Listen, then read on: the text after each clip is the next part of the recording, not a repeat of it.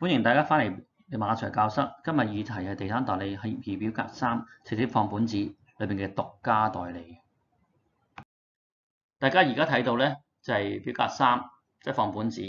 其中第一個條款咧就係講委託期。一般嚟講，我哋都係會簽1年嘅。咁但喺法律上咧係冇定義嘅。而另一個選擇咧就係選擇獨家而非獨家。而呢度就寫清楚，佢話即使喺物業喺有效期內並非經由代理出售，業主都要向代理支付佣金。再詳細解釋咧，喺附表4注釋3裏邊就講明，如果喺有效期內經另一地產代理與一名買方就物業訂立合約的話咧，係要俾佣金嘅。嗱，大家可以一齊睇下一個獨家代理係點樣形成嘅。譬如有個業主佢行到街放盤，我見到 A 鋪咪放盤咯，咁放完盤之後就心急放盤啊嘛。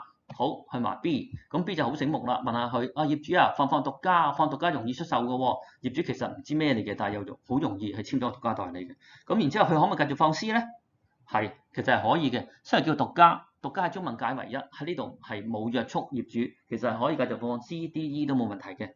咁如果呢個業主好心急放盤，喺唔同嘅聚會都同朋友講，我有樓賣，可唔可以咧？其實都可以嘅喎。可能有4個情況可能會出現，大家諗諗啦。第一個情況就係簽咗獨家代理嘅 B 賣到，咁咪收佣啦。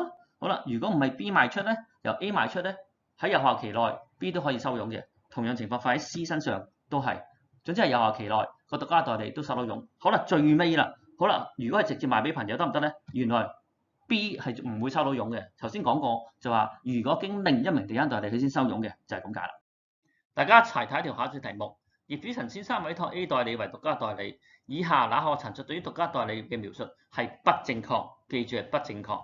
第一個，建議獨家代理期不應超過3個月，其實喺法律上係冇建議委託期嘅，所以呢個係唔啱嘅。業主喺簽署獨家代理之後，唔可以再向別家地產代理放盤，咁呢一樣都係唔啱嘅。所以佢字面叫獨家代理，其實佢唔係唯一代理。第三個，如果陳先生直接將佢嘅名下物業轉讓俾佢個表哥，而冇經過其他代理咧，仍然要支付獨家代理佣金咧，呢個好明顯係唔啱嘅。咁點解啊？因為佢唔係經其他代理出售，所以冇得再向佢追佣。最後一個啦，佢話如果係屬獨家代理關係喺有效期內，唔係經 A 代理公司賣咗，係經 B、C、D 咧，陳先生都要俾佣金 A 代理嘅。咁呢個答案就係啱啦。但係問題呢個提問咧就係問不正確嘅，所以答案你只可以揀係1、2同埋3。如果大家有其他問題嘅，可以send email 問我啦。咁我有好多呢啲考牌課程嘅，有興趣可以嘟呢個 QR code 上去睇下就得㗎啦。祝大家考試合格，拜拜。